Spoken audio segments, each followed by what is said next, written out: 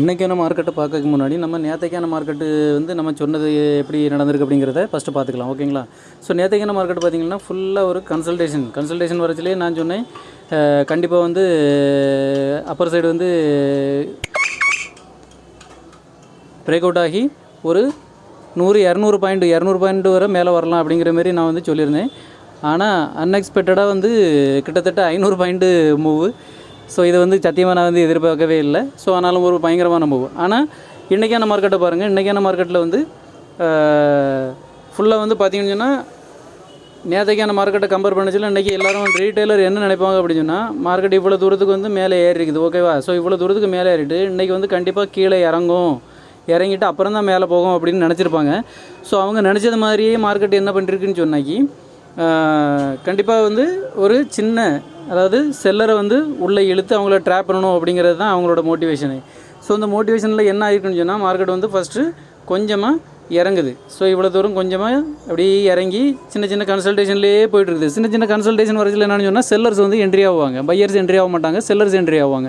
So sellers என்ன நினைப்பாங்கன்னு சொன்னால் market வந்து கன்சல்டேஷன் ஆகுது, இப்போ வந்து மூவ்மெண்ட்டே இல்லாமல் கன்சல்டேஷன் ஆகுச்சில் கண்டிப்பாக வந்து நேற்றுக்கு வந்து நல்ல ஒரு மூவ் மேலே கொடுத்துருக்கச்சில் இன்றைக்கி டவுன் சைடு வந்து நல்ல மூவ்மெண்ட், அதே அளவுக்கு மூவ்மெண்ட்டு கீழே வரும் அப்படின்னு சொல்லி செல்லர்ஸ் எல்லோரும் வந்து உள்ளே என்ட்ரி ஆகுவாங்க. செல்லர்ஸ் என்ட்ரி ஆக மார்க்கெட் என்ன பண்ணும் அப்படின்னு சொன்னால் கொஞ்சம் கொஞ்சமாக வந்து அப்சைடு மூவ்மெண்ட் வந்து கொடுத்துக்கிட்டு போயிட்டே இருக்கும். ஸோ இதுதான் இன்றைக்கான மார்க்கெட்டில் வந்து நடந்திருக்குது, ஓகேங்களா?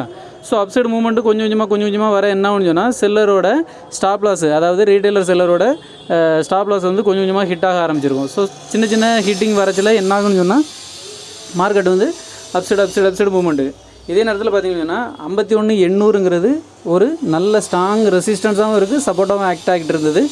ஸோ இந்த சப்போர்ட் அண்ட் ரெசிஸ்டன்ஸான 51,800, இந்த 51,800 வந்து மார்க்கெட் பிரேக் பண்ணி மேலே போயிட்டு திரும்ப அகைன் வந்து அதே இடத்துல ரீட்ரேஸ்மெண்ட் ஆச்சு.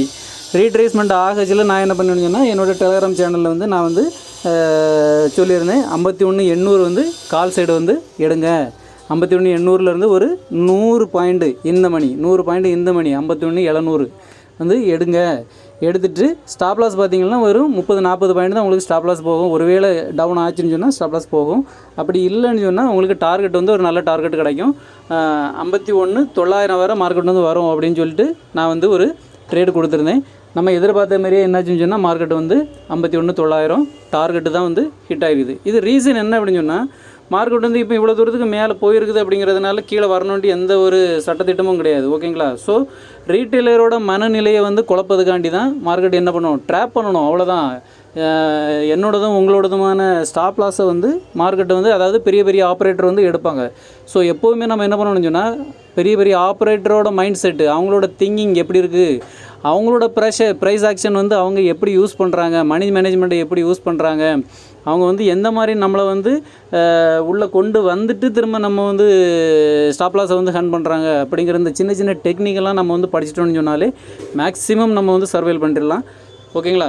ஸோ இன்றைக்கான மார்க்கெட்டில் பார்த்திங்கன்னா நம்ம நினச்சி தான் நடந்திருக்கு. ஸோ ஃபஸ்ட்டு ஒரு 1 ஹவர் பார்த்திங்கன்னா மார்க்கெட் வந்து சுத்தமாக மூவ்மெண்ட்டே இல்லை, சும்மா சின்ன மூவ்மெண்ட்டு டவுன் சைடு எல்லாருமே ரீட்டைலர் நாம் அதை கொண்டு வந்து திங்க் பண்ணுறவங்க என்ன நினைப்பாங்க, அதாவது பிகினர் எல்லாருமே என்ன நினைப்பாங்க அப்படின்னு சொன்னால் கண்டிப்பாக மார்க்கெட் இன்றைக்கி வந்து கீழே தான் போக போகுது, புட் சைடு தான் போக போகுதுன்னு சொல்லிட்டு எல்லாருமே புட் சைடு என்ட்ரி எடுத்து வச்சுருப்பாங்க. ஆனால் கண்டிப்பாக அது நடக்கவே செய்யாது. மார்க்கெட்டில் எப்போவுமே எல்லோரும் நினைக்கிறது வந்து நடக்காது. பெரிய ஆப்ரேட்டர் என்ன நினைக்கிறாங்களோ அதுதான் நடக்கும். அவங்களோட பிளான் என்னென்னு சொன்னால் மார்க்கெட்டில் வந்து சின்னதாக வந்து அப்படியே டவுன் சைடு மூவ்மெண்ட்டு கொடுக்குற மாதிரி கொடுத்து எல்லா செல்லரையும் வந்து உள்ளே வர வைக்கணும். இப்போ ஒரு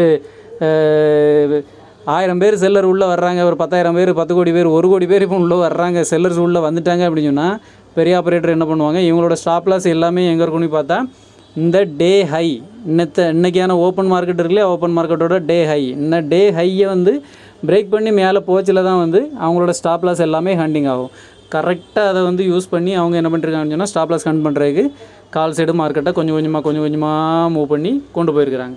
ஸோ அகைன் பார்த்திங்கன்னா மார்க்கெட் வந்து இப்போ கரெக்டாக என்ட்ரி ஆகி ஒரு டே ஹையில் போயிட்டு திரும்ப அகைன் வந்து ரீட்ரேஸ்மெண்ட் ஆகுது. ஸோ டே ஹையில் போயிட்டு திரும்ப அகைன் ரீட்ரேஸ்மெண்ட் ஆகுதுல அங்கேயும் செல்லர்ஸ் வருவாங்க, அதாவது அப்பவும் செல்லர்ஸ் வந்து உள்ளே வருவாங்க, என்ட்ரி ஆகுவாங்க.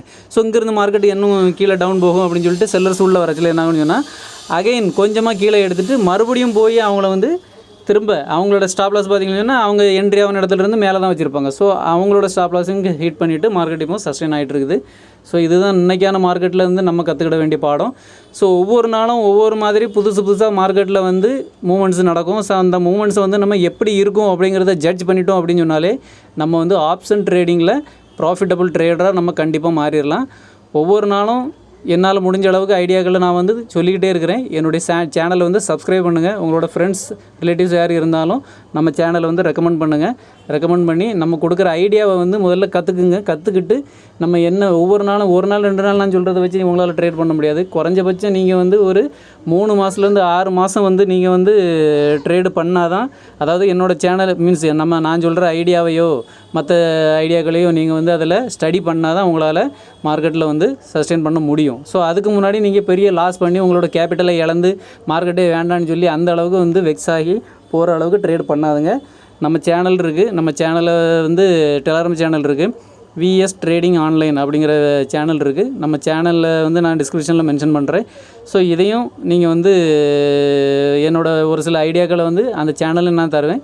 ஸோ இதன் மூலமாகவும் உங்களுக்கு நிறைய ஐடியாக்கள் கிடைக்கும். சின்ன ப்ராஃபிட் எடுக்கிறதுக்கு உங்களுக்கு நிறைய வாய்ப்பாக இருக்கும். நன்றி.